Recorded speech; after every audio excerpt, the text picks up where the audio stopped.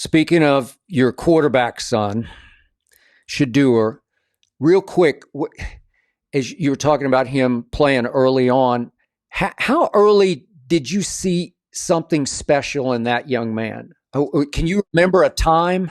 When he went to play quarterback, he started off as playing defensive end. He and Shiloh were defensive ends. They would just cause havoc. You know, that age, everybody's running the sweep, okay? Everybody's running the sweep. Everybody's running to the sideline. They running the L drill to the sideline, down the sideline. So you put your best athletes on the side to just keep everything in, you maintain it because nobody wants to go up the middle. I knew early on when he started playing quarterback, he was special. We called him grown because he's always had the nature of an adult. Yep. He's always been kind of ahead of his time. He's always seen things that others couldn't see at his age. He's always been a real professional type young man that got it. The work ethic, the verbiage, the articulation to your teammates, the taking control of the huddle back then, even in youth. He was checking off at 7 years old, changing plays that I didn't even have to. And you knew. I remember Shiloh. They both played quarterback, but Shiloh was always 2 years older. And it came a time when we got to high school, I said, Shiloh, look, man, it's over for you, buddy. It's over for your quarterback. It's time for your brother. Man, that ain't right, Dad, that ain't right. I said, no. I'm going to work with you, and I'm going to teach you how to play corner and DB, and you're going to really be good. If you just shut up and listen, I got you. But it's time for your brother, okay? And we went at it about that. But he accepted it sooner or later, and he blossomed as a DB, and life is life. Yeah. So describe Shedeur as a quarterback to somebody who's never watched him play. How would you describe him? Smart, extremely accurate, bona fide leader, studies his butt off, so he knows you're not going to surprise him with too much, you're not, especially halfway through the first quarter or second, third drive, he's probably had you figured out already. Wants to bring everyone together, really have it cohesive. Don't get flustered. You're never going to catch him out of character. He's not going to yell and scream and all that. It's times that he's thrown interceptions, and I said, "What was that? What is wrong with you? What was that?" And he'll walk by. He said, "Look at the tape. Just go look at the tape." And I go look at the tape, and someone busted a route. We got 2 posts coming from both sides.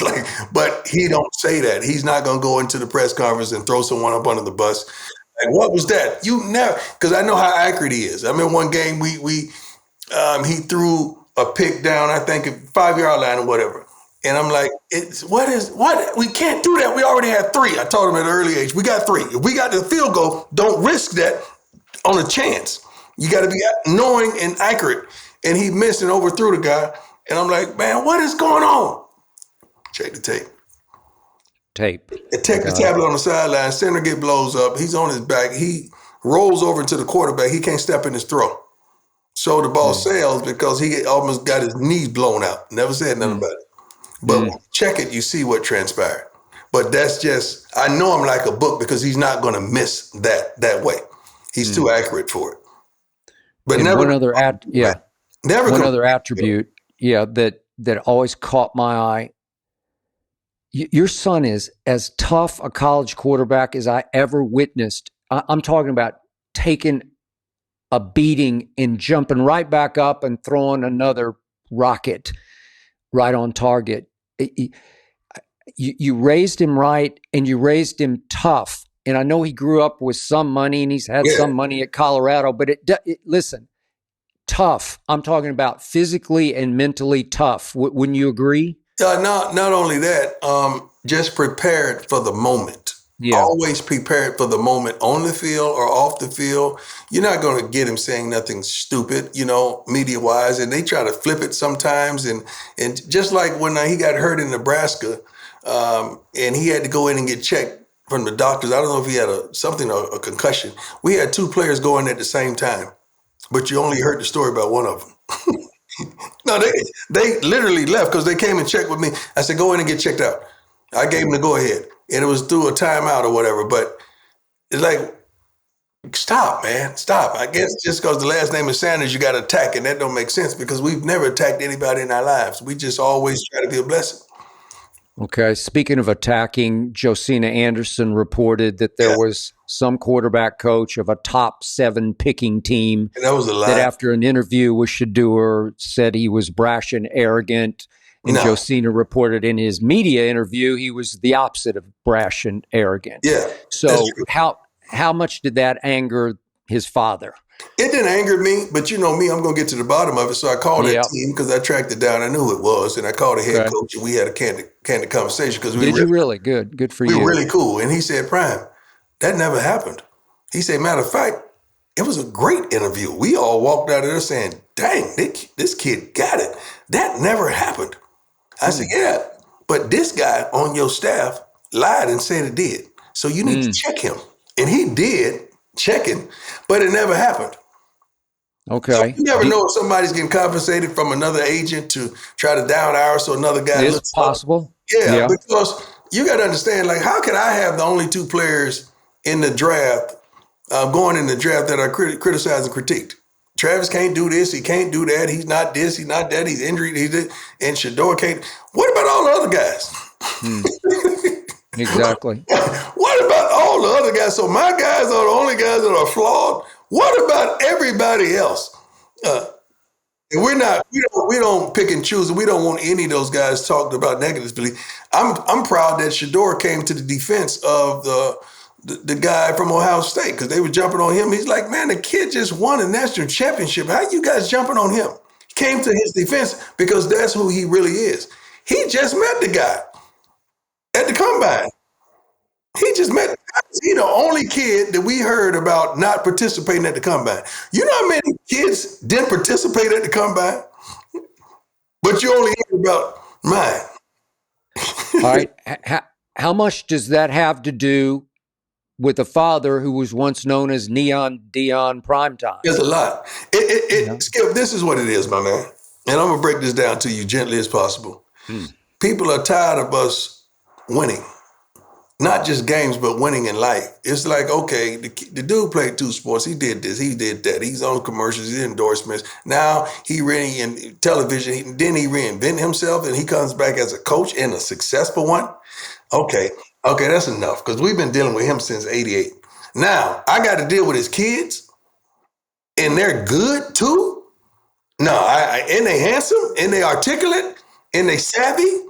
No, I ain't ready for that. So we're not gonna deal with him and his kids and his teams. No, we're not gonna do that. Is there any racial backdrop to this I don't resentment? know if it's racial backdrop, but it's a drop. A drop. It's definitely a drop that's being backed. Okay. You know. Okay, you got me. It definitely is. Yeah. By the way, would you want to call out that quarterback coach by name, possibly? No, I don't want to call it by names, but he know I know. Yeah. I never called him. I just called his head coach. I never called him. That was some bull jump.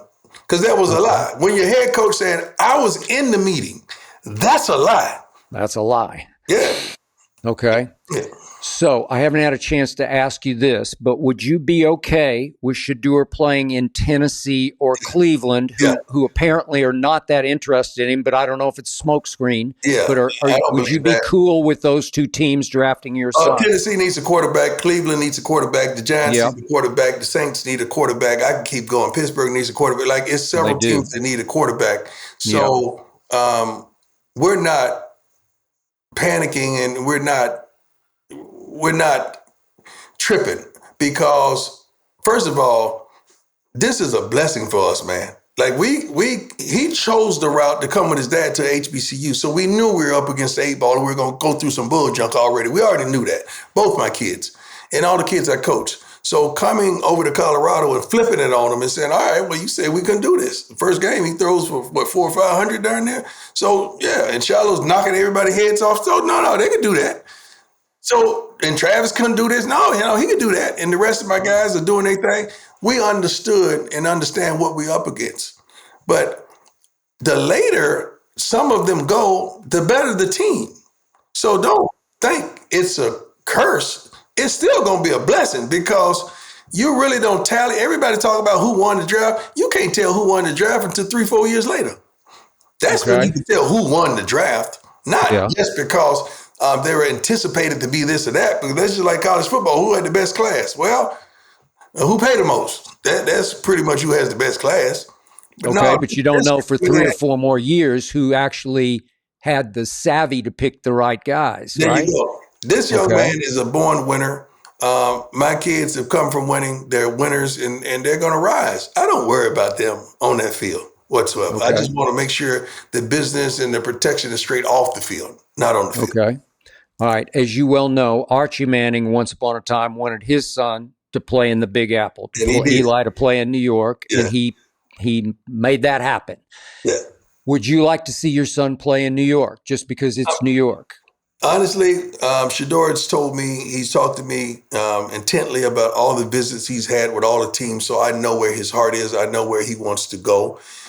If it's New York, it's New York. If it's Tennessee, if it's Cleveland, if it's still the Raiders, if it's New Orleans, if it's any of those teams that are seeking a quarterback, I'm happy with it, man, because I know what he's going to do to the organization. I know what he's going to do.